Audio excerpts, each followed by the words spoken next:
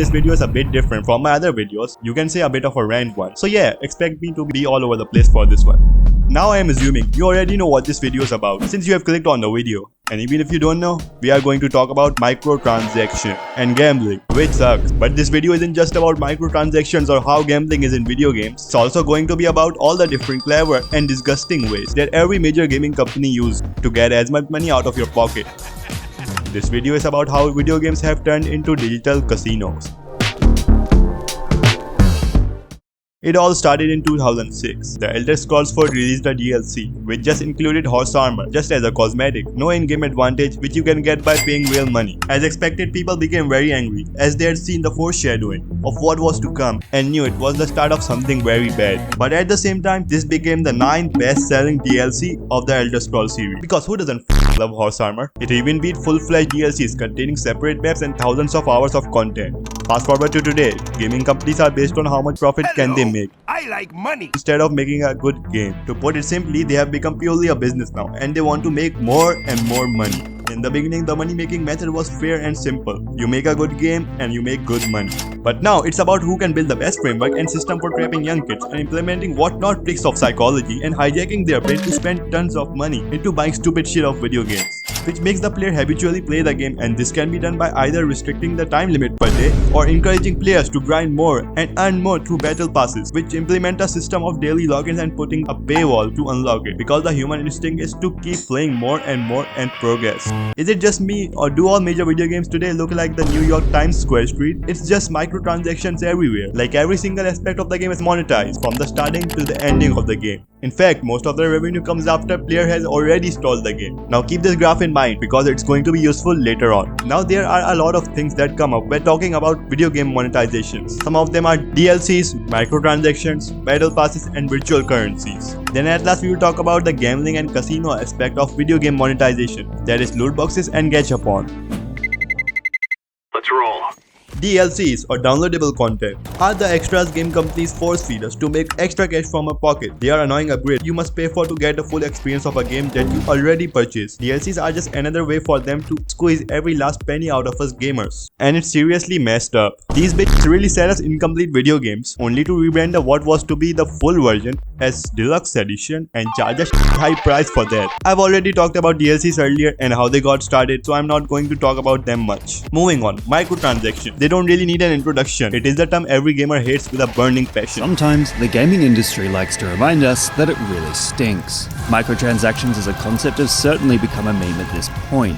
Yet for some godforsaken reason, they just keep coming. It is in the name, like paying money for micro/small things like cosmetics or skins. Typically involves spending real money or using virtual currencies obtained through gameplay. Virtual currencies and microtransactions are very related to each other. But before going to that, Battle Pass. They are those exclusive club memberships game developers sell us to keep us hooked and spending. It's basically them saying, pay us if you want the VIP treatment and cool rewards. Battle passes are just another scheme to make us feel like we are missing out if we don't cough up the cash. Nice. It creates a FOMO because of battle passes renewing every month, which may turn the items into apparent scarce items. Just have a look at Fortnite or any other major online multiplayer video game. This sneaky trick is used by all of them to keep their game relevant and to keep us on the hook and keep draining our wallets. Now on to virtual currencies. They are basically the game's own made up money that you buy with real cash. It's like trading your hard-earned money for digital coins that you can only spend in the game. This is actually a very clever technique to replace real money with some arbitrary currency so you feel less bad about spending on some digital video game. They make it seem like you are getting a sweet deal, but in reality it is just a way for them to keep you spending and spending without realizing how much you are lacking.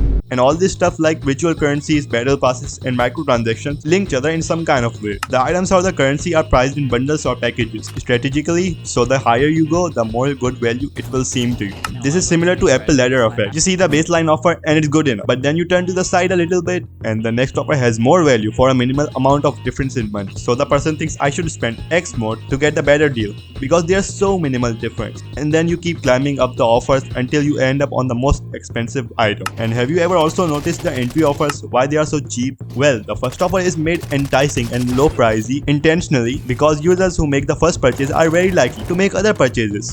They also use the marketing tactics of bonus things like buy this and get 50 gems free. Then it's like a domino effect. Boom! You have made a small purchase and the game offers you another offer with the value declining every time. The person thinks, if I've made a small purchase, why not buy this item also? It can be useful. And these kind of people indirectly pressurize other people into buying stuff to flex off because that's what is considered cool and meta in the game. Then a deep rabbit hole starts which starts sucking the player into the abyss and he doesn't feel like stopping. After they realize how much bank account has actually spent into this game, they feel guilty about leaving it now. Now remember that graph I showed you before? You can see that over half of the revenue of the gaming industry comes from these mobile games. And if you need to see pay to win, oh, pay to win.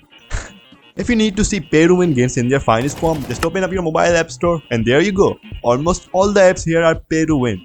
They have shamelessly become pay-to-win to the extent that you can buy currencies and in-game credits to be better than the other player, and that takes away from the basic online competitive world of gaming. Just tell me honestly, don't you just hate it when you get destroyed by a dude who spends $2,000 a month upgrading his stuff?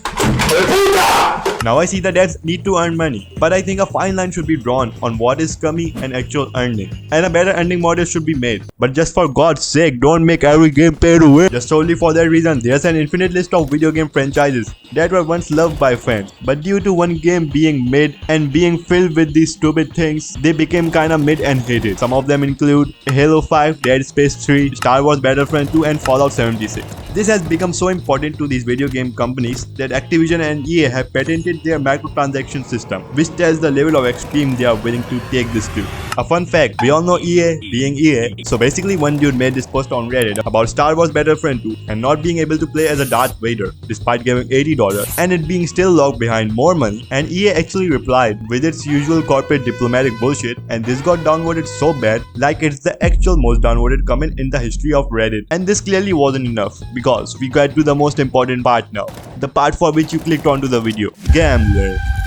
In some games, we have multiple currency, like take Clash of Clans for example. We have gold, elixir and gems. People have compared this to having poker chips, which is used to subconsciously hide the fact that you are gambling so much real money and it replaces actual money with a useless thing. The detachment from actual money can make it easier for players to bet more freely and enjoy the game without worrying about the financial implications as much, which is fucking messed up. But this thing is worse in video games, which might come as a surprise because you are comparing in-game value to real money. It can be very ambiguous at times. That is the last thing you need to be doing in a game, is doing exchange rate math, and these prices are tailored to different users accordingly. A user who spends more at the game may get expensive offers as someone who does less, because there's always that list of high spenders, and how casinos cater to them so they keep losing and they keep making more money. Similarly in video games, these people make the companies sweet cash, but for average gamers, they buy stuff just to realize there's always someone above them and they need to keep buying more. When it comes to gambling and casinos, slot machines are one of those things that comes up in the top of the mind. Someone was like, at your average video game company Inc., how do we make more money on microtransactions? Well, let's just introduce glorified slot machines and rename them loot boxes to escape legal trouble. Because at this point, who fucking cares? It's just pure gambling at this point.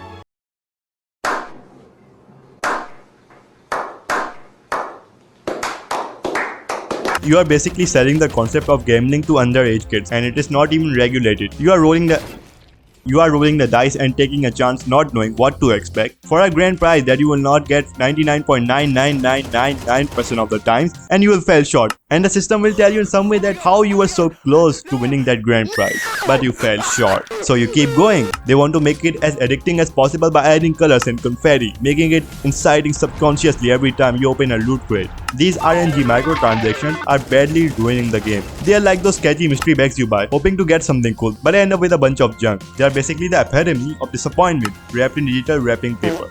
Alongside loot boxes, another term that is new but is catching fire is gachapon games. Now that's a new term. What is gachapon? Glad you asked. Games that rely on randomized in-game transactions are known as gacha games. It is a term that originated from Korea, which basically means toy vending machines, except you didn't know what toy you were getting and it was completely random. You insert a coin and you get a random collectible item, but on a rather inconsequential level. But the medium of communication has evolved from physical to digital form. The only difference being now is the toys are playable characters in the video game. Take Genshin Impact for example, a popular anime-style open-world environment gacha-based game. Major aspect of its action-based battle system are the characters, which are acquired through the gacha system, which basically means pay to win. Here's an absolutely wild stat about how much money Genshin Impact makes within the same day of a particular character being added. Like dude, what the fuck? $15.5 million in a day? Even if I could have 0.1% of that, I would be fine for the rest of my life. The popular aspect of these gacha porn video games now is the manipulation of people's thirst for cute women. They know people are thirsty AF for that waifu material, so they flood the game with these cute girls to get them spending loads and loads of cash. Basically, they are playing on dudes' weakness for cute girls, yeah. Keeping them glued to their screens and emptying their wallets for a chance at scoring digital dream waifu. It's straight up manipulative tactic and preys on dudes who don't touch grass, so they are living in these virtual fantasy worlds instead. Straight up predatory behavior by these video game companies. Most of these people are either minors who can gamble unless it is in a video game, or 35-year-old sweating men.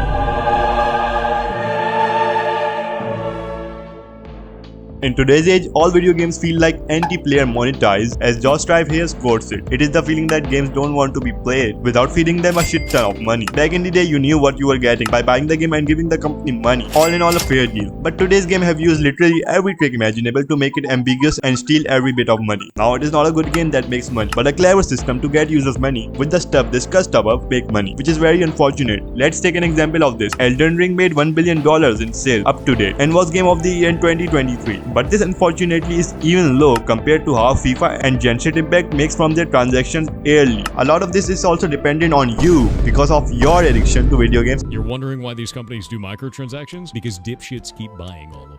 And this addiction is being preyed upon by the video game companies. Because let's face it, who just doesn't want to escape from the constant yelling of your family and get into the online environment, curated personally according to your liking. But it's not all that bad. Take live service games for example. Because they are the way to go, as online games need to maintain their shelf life up to 5 to 10 years or even more. But this also comes with an opportunity for game devs to instill a shit ton of microtransactions and offer subscriptions. The further you play the game, the more items will you get, and after a certain time, the battle pass will end, adding an element of scarcity and rareness. This is similar to auction antique items in real life. This is what's called a scarcity scam. When something is hard to get, we want it more. We also tend to place greater value on it, as difficulty obtaining it will change the perception of quality. As such, we are more willing to do stupid things to get it. Something that scammers, in this case major video game development companies, know very well. So how can we fix this? Well, loot boxes and gacha games need to be regulated on a governmental level. Personally, I think gambling and gacha don't belong in video games and should be entirely banned. Microtransactions should be also reduced. DLCs need to be cut down and actually offer full games. Who the fuck likes random number slot machine ass looking thief behaving games? Basically, what I'm trying to say is that these money making methods should be way less shoved into your face. Because let's face it, money has to come from somewhere, and I highly respect the game devs putting their heart and soul into these games just to be ruined by some shitty corporate greed.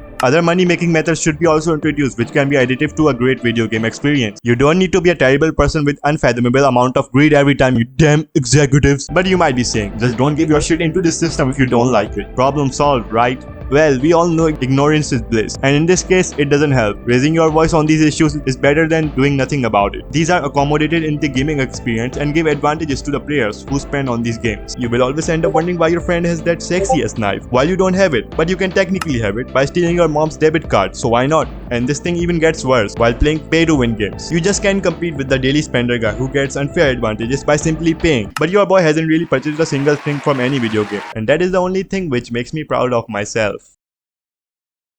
These purchases have become so oversaturated like the skins and the other shit which kinda don't matter to me and have made me numb to it. So what can we do now? Coming back to the point of the major reason is that we actually support the predatory behavior and it spreads like literal cancer. Simple, just don't be manipulated by the system. Be smart and aware of what purchases you make. Another common question is, why doesn't the government step in? Well, there are multiple reasons for that. One being there are majorly boomers there who don't know what these are. Does TikTok access the home Wi-Fi network?